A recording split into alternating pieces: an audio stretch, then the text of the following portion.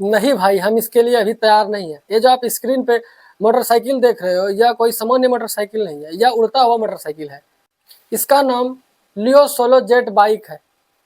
इसकी स्पीड लगभग 100 kilometre per hour है।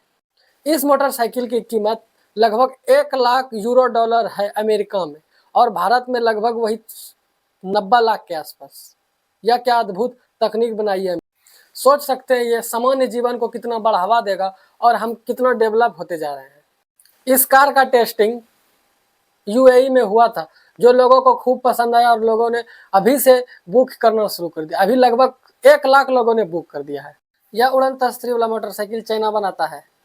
सोचिए यह मोटरसाइकिल भारत में कब आए।